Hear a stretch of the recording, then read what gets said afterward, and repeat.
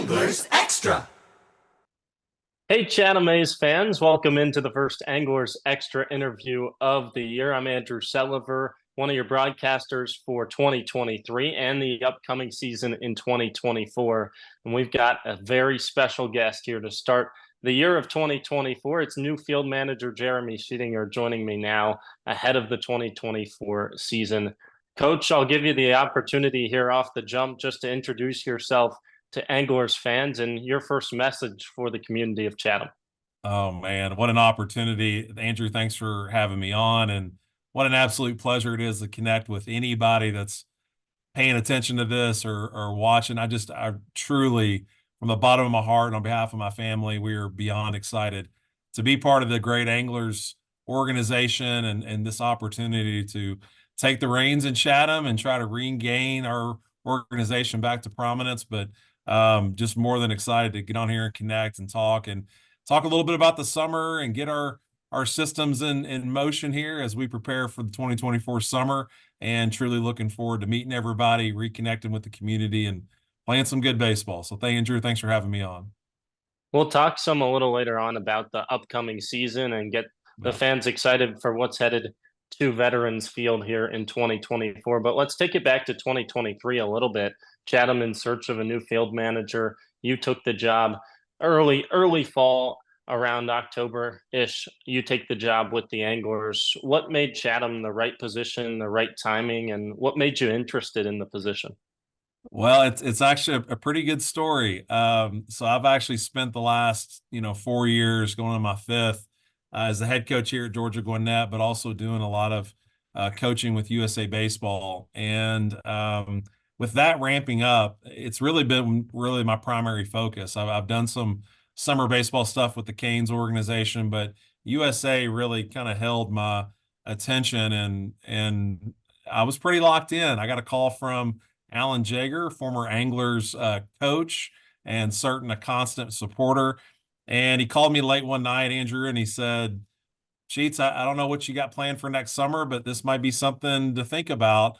And I don't know if I was groggy or if maybe I didn't hear him quite well, but I was just so focused on what's happening with USA that to be honest, I kind of dismissed it. And I said, all right, man, well, I guess if you want to, call me tomorrow and we'll talk about it. And Andrew, this is true. I hung up the phone and I just sat there for a minute and I went, wait a minute. Did he say Chatham? Did he say the Cape Cod League? I'm like, wait a minute. And I don't know how much I slept that night, but I know first thing in the morning, he had a message like, hey, maybe you and I should talk this through a little bit more. What do you know that you're not telling me? And it was basically that, hey, there's going to be some turnover and they're going to have an opportunity there. And, again, as much pride as I have coaching with and being involved with USA Baseball, it's Chatham and it's the Cape. And if there was another team in the entire league, Andrew, and I don't mean to say this as being super biased, I wouldn't have gotten out of bed. It wouldn't have arose my attention, but it's Chatham.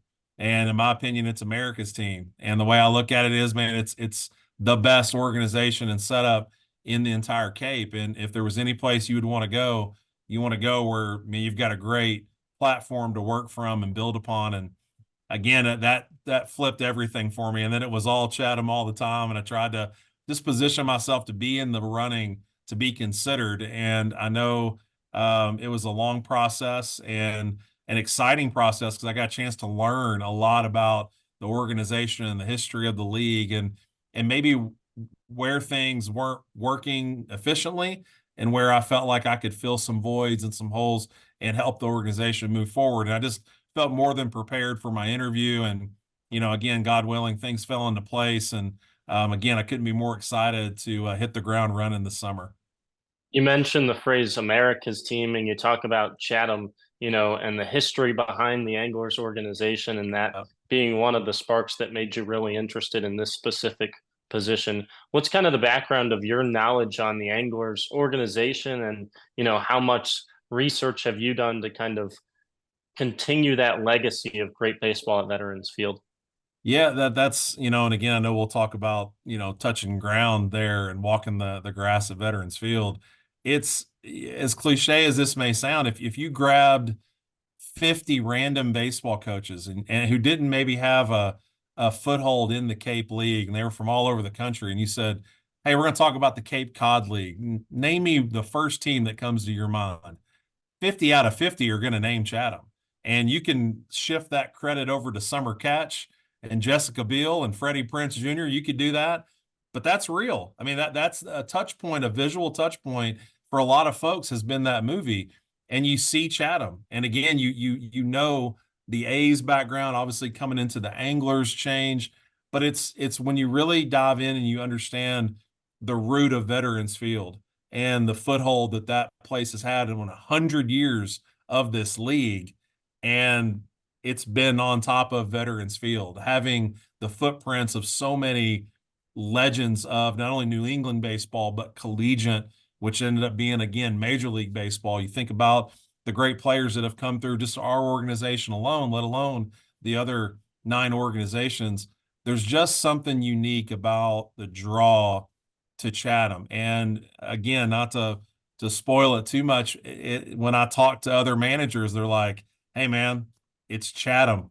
I think there's just this adoration and elevation of our organization based on the simple fans connection with our organization, but it's more of the folks that have come through there and watched the game and they know what 8 to 10,000 people at Veterans Field looks like and feels like. There's just nothing else like it, man. I think there's a positive reference point out there, and again, my job is to through social media and everything else is to reconnect not only our fan base but fans that didn't realize they were fans yet, and connect them with Chatham and become English fans all over the country. When you first found out that you had received the position, what were the first things that kind of hit your head before you got running with the job? Well, a lot of dreaming. I'm a dreamer by nature, Andrew. So there was a lot of like, man, if this happens, can you believe if this happens? But I go back a little bit, even before the interview. As long as I got the interview, I was going to get the job. And I know that I don't want that to sound arrogant because it's not. It's supreme confidence. When I put my mind to it, man, and I lay out all the parameters and it makes sense, and I've already got my wife bought into it, man, there's nothing else that you can do but just give me the interview. And I was so ready for that and prepared for that. And I think a lot of it was, man, I believe that, God doesn't open doors that aren't meant to be opened. And as long as I can put my best foot forward, man, if if it's his will, it's gonna happen. It's gonna fall into place. So again, that supreme confidence comes from a deep rooted faith in my walk with God, but it opened up and it had an opportunity when that call was made, a rush of emotions. That's an easy way to say it, but it was more excitement. I had learned so much about, what had been established there. And again, listening to the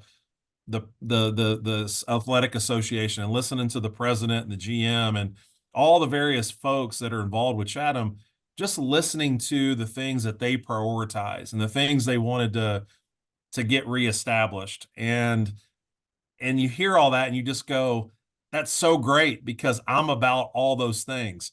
I love coaching baseball, no doubt about it, man, but my career, I've been able to build some different organizations, including the ABCA, and just revamp some things and shift some attention and maybe highlight these areas. And I think more than that, just be a positive spotlight on this organization and hopefully the Cape Cod experience.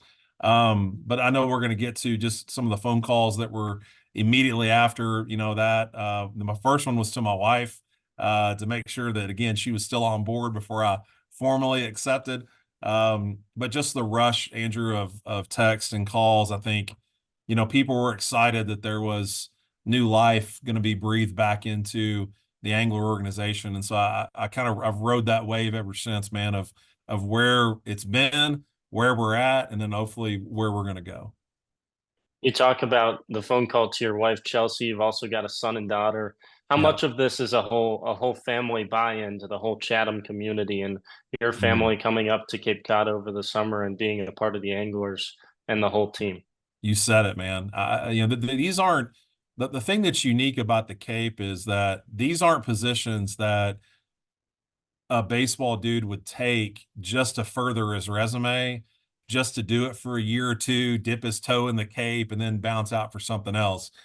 These are family commitments. And I think that's what drew me to, again, if there's an organization you're going to link arms with for the next 30 years, man, it'd be awesome if it was Chatham. That's the commitment. That was the conversation. Again, coming off the call with Alan was I got to sit down at the kitchen table with Chelsea and talk this through. And it wasn't, again, hey, this is something we're going to do for a year or two, see how it goes, and then you never know. It was, hey, we got a chance to build this into our family dynamic. Every summer we get a chance to vacation in Cape Cod. Not a bad place to go hang out. Oh, by the way, we get a chance to be part of this prestigious organization. And I'll say, you got to find a good woman when you decide who you're going to marry. Mine knows my heart, and she knows I'm a builder. And she knew that I talked through all these dynamics. I can tell, that this is rooted in my heart. I mean, we got a chance to rebuild this thing in a very unique way and build it long term, which I'm all about. Short term fixes anybody can figure out. It's when you can build an organization of legacy. And like we're doing here at Georgia Gwinnett, we're trying to build a program, a legacy program that takes time and it takes real attention and it takes a high care level. It took her 10 minutes to go, oh my gosh, you're already in the seat, you're already there. But yeah, having our children, Cooper and Charlie, be part of this, and I can't wait for those two to go dominate the playground at Veterans Field and connect with other families. I think for us, we want to get as entrenched in that community as we can. I love names. I love hugs. I love conversations. I love smiles. I just can't wait to be year after year, be so entrenched in that special community. And again, settle our roots and just make that part of who, for us, the Sheetinger household, part of our yearly plan is, man, we spend 2.5 months in Cape Cod. You can't draw it up any better. I'm sure there's plenty of Chatham fans that can attest that a summer on Cape Cod is second to none. So your There's no family doubt. in for a whole lot of fun this summer and the summers to come. Another one of those phone calls that you have talked about after getting the job was with longtime Chatham manager John Schiffner. What were Yeah. some of the things that Schiff walked you through after you accepted the position? Well, and again, Alan being a huge connector in this whole thing. I was with USA in Los Angeles for the 18U trials before they headed out to Taiwan, and got the call that I got the job. Called my wife immediately after. Had a phone call from a very prominent Division I coach, and the minute I got off that call, I went, "Okay, well, man, hey, stop! I have to call Schiff.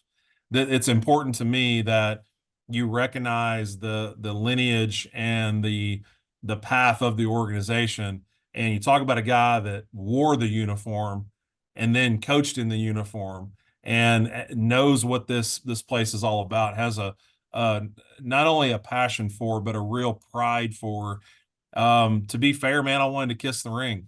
I think it's important that as you move into new jobs or new opportunities, you have to recognize what was built before you got there and pay your respects, but also ask, very important questions. Give it to me from your perspective. What do you see? As you get to know me and what you know of me, what do you think? What do you see for this thing? And a lot of those conversations with Schiff early, and it was great. We got a chance to FaceTime, so I got to watch his personality in action, and I think he got to see my passion for this job. Again, this isn't just a resume builder, man. This is a life choice that we're making to take this job. He just talked really, Andrew. I think one of the most blessings you could get is whatever you need, I'm here to help. And I think it's, for him, I'm going to lean on him quite a bit on the history of the league, the way that he perceives the community and the opportunity in Chatham. He's obviously offered to be that just that right hand man, on the sideline that can help me out. I can obviously call him and ask for advice, or certainly as he still involved with the board of the league, just give me some perspectives on things that I need to be aware of that I think any newcomer to the league may not know about. And this guy's got 30 plus years of perspective that I can draw upon. But really, again, it's when you see a turtle sitting on a fence post, you recognize he didn't get there by himself. And, again, I've always held on to that it's always good to step back and recognize, man, the people that laid the foundation for what you want to build, and as excited as you are, you got to go back and again, sort of kiss the ring, pay your respects, and make sure those people know that you want them to be part of the solution moving forward. This isn't about what my ideas are. This is what all of us see. And I'm just going to help be the change agent that's going to get us to where we're trying to go. But I want everybody to rally around the cause and support the mission of rebuilding Chatham back to where it wants to be. A next big step, to today and to this summer ahead of us in 2024. You got to visit Chatham, Massachusetts back in Yeah. December. How excited did you walk away from that visit to Veterans Field and with some of the key leaders in the front office of the organization? It's I can't wait to see it in June. I mean, December, it was chilly. It was as cold as I wanted it to be. But just like I said, just to put my feet on the grass at Veterans Field, just to, stand in that dugout, against that rail, and just again, man, I'm a nerd like that. Just all the dudes that sat in this dugout that wore our uniform, the guys that sat in the other dugout, imagining what it would feel like to have just thousands upon thousands of people in this setting, up on the hill and down the berm and over in the playground and over my shoulder, in this, you're just like, I mean, humbling beyond belief. I think when you can put yourself in those moments, you really got to draw upon the steps that got you to that point. And, again, pay respects, but just be mindful. Again, that turtle's there up there for a reason, man. And, I gave one of our ride-in videos just about my dad, man. My dad would have always pushed in that direction of dreaming and never thought in a million years I'd ever have an opportunity to be a Cape Cod manager. And I still say it, and it doesn't seem real yet. But just to be there and take that in, for me, was worth its weight in the trip itself, and that includes getting stuck in Boston traffic. But the other part of it was, man, Andrew, I got a chance to meet face to face, Steve West, our president, and Stu and Mike, and I got to talk to Big Ed through Zoom. I'll meet him in person soon. But just all the various people, a lot of our board members. I got to sit in on one of our board meetings, and you just get a chance to meet these people face to face and talk through their perspectives. Once again, you try to be a great listener, and you just want to hear the things that they bring up, and they bring them up early and often because it's what they prioritize. Some of them just prioritize better communication. Well, I like to think, man, communication is a big part of who I am and what I do. Some of them prioritize the engagement with the community or our clinic. Great, we're going to be awesome at those things. Again, when you let them speak and speak from their heart, that was for me what I walked away with two big words. The people in Chatham are special. The people that are involved in our athletic association, the people that, again, cut them open and they bleed angler blue, the people are special. But I think with the other side of it is, man, you have to recognize and appreciate and respect the passion that they have. Well, I think what a lot of people get lost in is that a lot of folks that run these organizations, they are volunteers. There is no paycheck. It's not, they don't garner a second job from promoting the anglers. It's a volunteer position. And when you can double down on the passion that exists for these folks that, we run a fantastic organization. I think it was all about recognizing there's things we can do even better, and to hear their passion for that and their support for that. And again, faces and names, to me, I think we're off to a rolling start here, man. I think things are already in motion that are going to propel us as we even close in on June. And then when we get there and we get settled, man, we just take off. There's no more introductions. It's straight to work. And again, reestablish this organization at the pinnacle of the league. That's what we're trying to do. What do you think are some of those big ideas that you want to implement that Chatham fans might be excited for the changes that come this summer for the anglers? Yeah, I think one of the biggest ones is, if you can't tell, passion's a big thing for me. We have to reestablish some positive passion back into our organization, and to me, that goes across almost every single front. That's interactions with others inside of our organization. That is certainly interactions with our fans and the community. I'm big on connecting, and I think recognizing how deep we can build that connection, not only between our longtime fans, but man, you got to think about the visitors that are in town and they wander over and they see the lights after they eat dinner and they see a game going on. When that dad and mom and son and daughter, when they walk into Veterans Field for the very first time, there's an opportunity there for us as coaches and as players and as members of this association to go create a never forget memory with those folks. And I think I want to see our players and our coaches interact, not just more, but fully interact with the fans and with all the folks that are passionate about what we do. You get a chance to build angler fans for life. They're visiting from Colorado or California or Texas or Florida, but man, you can build an angler fan for life because of your willingness to go over and high five a player. I think having some of these fans, our players have enough savvy to have a young child, man, sign their hat. And all the little kid wants is for you to sign theirs. Like, no, man, I'm not leaving without your signature. And you're just creating these moments that this kid walks away forever knowing that he's got a really good player's name under his hat, but somewhere he's got, Cooper written under his hat. That when you think about the greater impact, that is what we're trying to live each and every day because it's the interactions with the coffee shop manager. It's the interactions, again, as we go eat fish and chips behind the right field wall. It's those things that matter that I want to make sure we have an appreciation for. There's going to be a lot of gratitude coming out of our dugout and obviously throughout our organization. We got to reestablish a more positive attitude on the field. I think, again, getting the right types of players from the right scenarios that play angler baseball. And I know that's very direct, but at the end of the day, man, we're responsible for the product on the field. So again, making sure that we've leaned on the right relationships to get the players in that we're looking for that fit our style.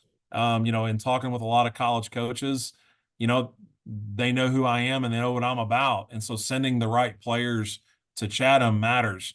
Making sure that they get the dynamic of the fans and the style of play. All those things are going to really fall into place.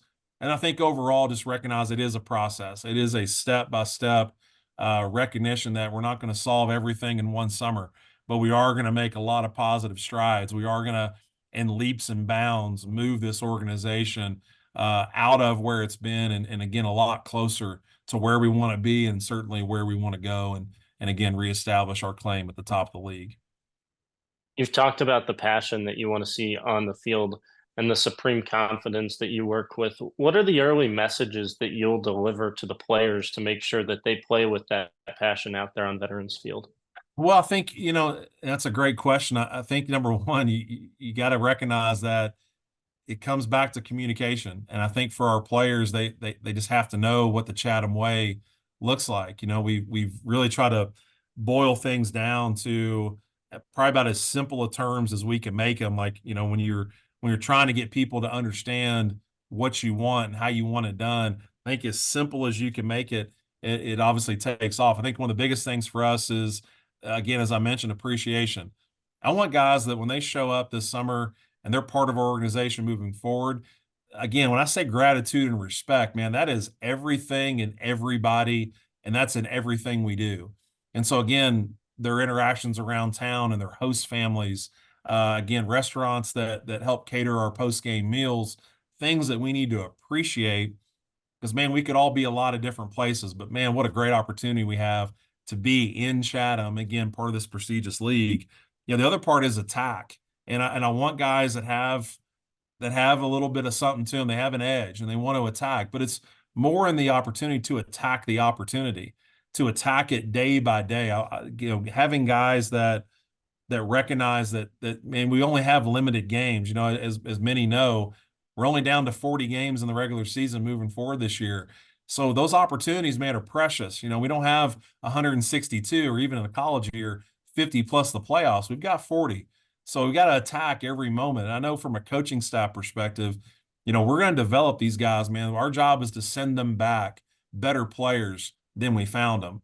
and, pushing those guys to their God-given limits, helping them see the game a little bit different. We're going to attack every day along with them.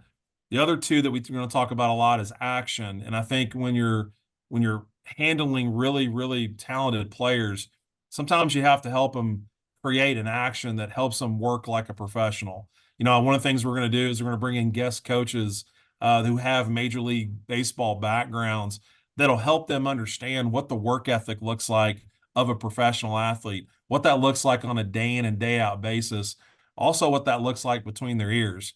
We spend a lot of time from the mental side of things helping these guys learn how to deal with failure, how to handle success, how to get into a routine, how to develop a better process. You got to put those things into action, and then again, watch them all fall into place. And the other side, and the last point is, man, we want guys that are all in all the time. And this is a tough part for us in Chatham, Andrew, as you know. There's a lot of dynamics that pull at these guys. Again, I understand the opportunity to wear a Team USA jersey. We all understand the pull of the draft and things that are going to want to take their attention away.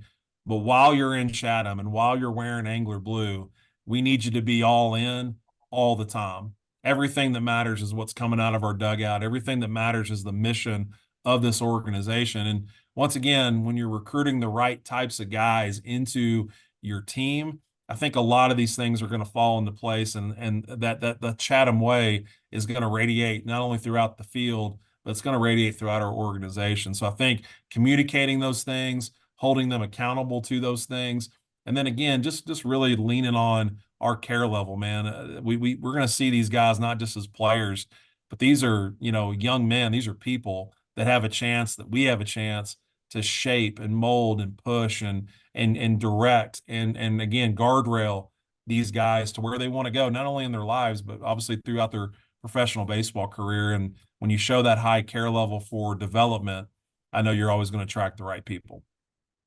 You've experienced a lot of success at Georgia Gwinnett, including a national championship in your years there. Obviously, trying to bring success back to Chatham, who was last Mhm. in the playoffs in 2019 and last won a title in 1998. What Yeah. do you think it takes to bring that success back? And are there some differences between what you think it takes to win at Georgia Gwinnett versus in the summer college ranks on the Cape? That's a fantastic question. I appreciate you framing it that way. Yes and no. To me, it's two-sided. At the end of the day, no matter if I'm coaching guys for 10 months or I'm coaching guys for 2 months, um, when you work hard at building better people, you're going to build better baseball players, period. And when you have high care level and you're intentional about the conversations and again, the development models that you're using with those folks, whether again, it's for 2 months or 10 months, when you really at your root care about the person, man, success radiates from that. And I think, again, that being a much different animal for us inside of the walls of our organization, man, these are young men. These are people that we're going to treat like young men and we're going to treat like people that can really play baseball. Now that's our model here, man. We're in the people business here. Well, the people business still wins, even if it's only for 2 months. And so that at the crux of it, man, this is about us attracting the right people, building the right people, and obviously caring about those people while we have them. But it is a little bit different. Again, the timeline that I have here, having a recruiting process on top of roughly 10 months that we're together, it's a very strategic, long term. We call it, again, the process of our season. Each team has this unique process that we go through that we're all in the pursuit of not only figuring out what the best versions of each individual can be, but we're trying to figure out what the best version of this team can be. I have time. Like we're just kicking off the spring element of this process. When you got 2 months, you gotta get rooted in that pretty quick. So, but it's still the process of the summer. And I think one of the dynamics that I think is really unique is the ever evolving roster. You've got guys that you may only have for a couple weeks, and a crew of guys that can only get there in the middle of the summer. Then you have this whole injury, as this whole host of guys that come in late to finish the season. It's an ever evolving roster, but if we work hard as a coaching staff and as an organization to give them constants, as I mentioned, the Chatham way, the 4 A's that we're going to prioritize, those are things that we're going to work hard again with the relationship building to build a connector. We want to connect those people with Chatham. I want to make it really hard for the right players that they don't want to leave. They want to stick this thing out. They want to see it through. They want to truly understand the entire Chatham experience. Yeah, you can get a taste of it in 2 weeks, but you really know what Chatham's about if you can spend the summer with us. And so we're working hard to develop those relationships as early as we can. When you talk about reestablishing, Chatham back to the winner's circle, the beauty of the league is that, that rosters, those flip every year. The only constant sometimes are the manager or the organizational pieces, but the rosters are new. And so it's very realistic that you can come in season one and go from worst to first. The opportunity to do that is before us. Don't think I haven't counted that 98's the last championship. This is our 25th year away from winning a championship. Wouldn't it be great? 25 years between that. Those are things that are realities. But again, for us, it's unrealistic until we get the people there and we build them in the right way. We show our care level. We play the game the way that we're supposed to play it here at Chatham. And when all those things fall into place, I think we'll give ourselves a really good opportunity to not only hopefully end that playoff drought, but give us a chance to go on a run there late that we're excited about staying in Chatham as long as we can this summer. Roster building, I'm sure, well underway here for the 2024 summer. For some fans that might not know what kind of goes into that, what can you share about the process and all the steps that it takes to build that, 30-man roster and then all 60 guys that'll probably step foot onto the field at Veterans Field in a Chatham jersey this summer? It's incredibly unique, man. I've learned so much, and I think I'm a dumb redneck from Kentucky, so I ask a lot of questions to really smart people. And I've asked every manager in the league, what's your take on this, and how would you go about it? Where have you had success? But also at the end of the day, you know, I have to do it the way in which I believe is the right way. I'm going to listen and I'm going to take everyone's feedback, but I also have to lean on, where are my strong suits when it comes to roster building. I think there's three primary departments that you have to acknowledge can help you with the right names and go down the right pathways. Number one is directly from college coaches, pulling these guys from not only the upper levels of Division One across all fronts of Division One, but man, there's a great platform there for really great Division Two, Division Three, NAI, junior college players. And you're trying to get the best of the best into the Cape and into that league. And you can lean on the college coach, the guy that, again, has recruited this guy, seen his development, that can really speak to a wide depth of perspective on each and every one of those kids. The other side is obviously, again, the recognition of where we're at in this game, agents and advisors and the voices that they have around these players, guys that are looking out for these players and trying to position them to further their careers. Those guys have a voice in that player's household, and you just have to acknowledge where that's at and the reality of it.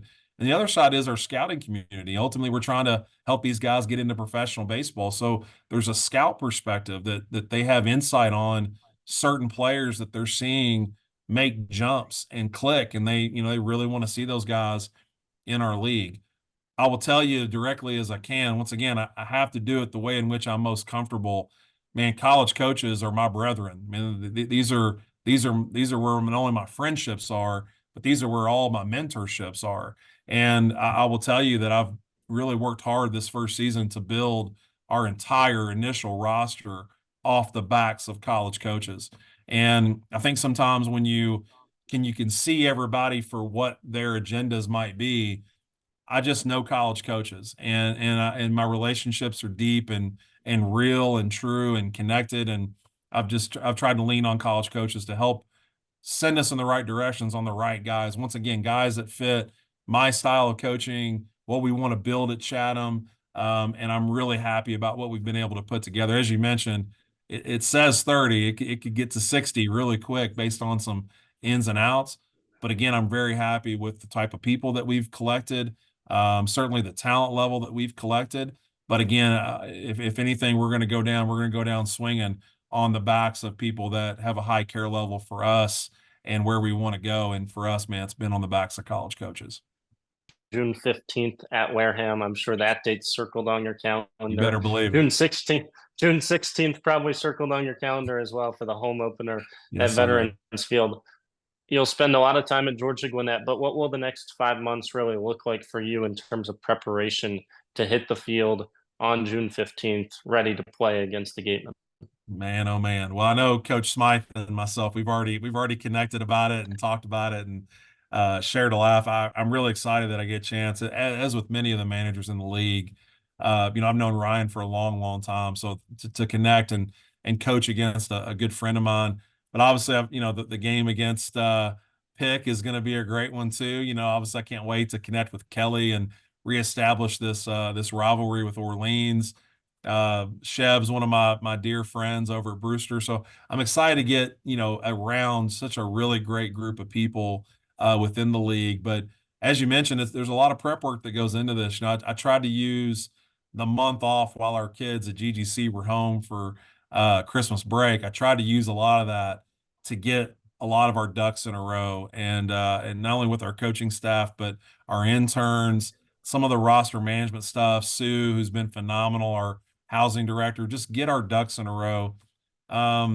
These next 5 months are going to be more about roster management than I think anything else. It's knowing who we sign and seeing how those guys progress. Because again, if a guy pitches a lot of innings this spring, that may change the way that he looks and views the summer opportunity. Obviously, God forbid, but it happens. There's going to be some injuries that'll change rosters all over the league. And then it's watching your other group of guys. It's watching some of the names that have been given to you and following along their development. And it's getting us closer to where, as we approach the summer, Andrew, we have an idea of how we're gonna go about those 2 months. Now, as you know, sometimes it's like the Mike Tyson quote: "Everybody has a plan until they get punched in the mouth." And we have a plan, we have an idea. There's a good chance that some of that is gonna evolve and change and morph into calling on other guys. So we recognize the adjustability and adaptability you have to have. But packing our cars with Chelsea, we've talked about that process. Bringing the swimmies for the kids, just all the things that are go into us really again settling in there, not only again on the field but also off the field. And there's a lot of ducks we got to get in a row before we get to that point. But thank goodness we got 5 months to get it done. Well, I'm sure Anglers fans can't wait to get back to Veterans Field as well to watch your team compete this summer. Last question for you. Sure. How would you describe what a Jeremy Sheetinger team looks like and how they compete out there on the field? Well, I think for us, I like gritty, hard-nosed players, man. I really do. It's what we prioritize here at GGC and where we've been able to find some success. I think when we talk about again the Chatham way and we get into one of the big A's, which is attack, I just want guys to go as hard as they can. I think the when you prioritize effort and you help them on the backside eliminate some of the fears or doubts, or concerns, when you allow them to just go play. I think one of the things I hope characterizes the anglers on the field, it looks like a bunch of 12-year-olds just playing a wiffle ball game. I mean, that's what we want to try to get back to, the essence of where these guys compete with no fear and no doubt. And it is high level competitiveness. I think when you're a competitive person, you attract competitive people. And so again, what we're going to try to prioritize are those elements that when you see it, I want guys that run hard and play hard. We're going to throw hard. We're going to hit balls hard. But I think it's when you can get in there and teach the ins and outs of the game, and not just the black and white that most fans can follow. We're going to prioritize teaching the gray area, just the in between stuff that I think can not only take a guy from where he's at, but hopefully help him make the next step where he sees opportunities and he sees adjustments in a much different way. We want to get back to some of that old school baseball feel at Veterans Field. And again, I mean this, we're going to coach our guys. So we're not just there to hang up a lineup card and get out of the way. We're going to coach our guys and help move their careers forward. You always want, at some stop along the way, you want a player to look back and go, man, thank God I had a chance to play in fill in the blank organization. And that's where we want to install Chatham into. What we want to build out of our dugout is such a deep rooted connection that again goes back to the essence of the game. When we can get that to show up at the field, that is priority number one. I think again, winning takes care of itself. Again, when you're bleeding into people and you're helping them grow and develop, you're going to get a passionate player. And I think that, again, when you prioritize those things, hopefully the results follow. Well, Coach, thanks so much for the time. Best of luck in the season ahead of you with Georgia Gwinnett. And I, along with Chatham fans, I'm sure can't wait to get to Veterans Field here for the summer of 2024. Andrew, I appreciate the time, man. I look forward to the summer. Appreciate you guys.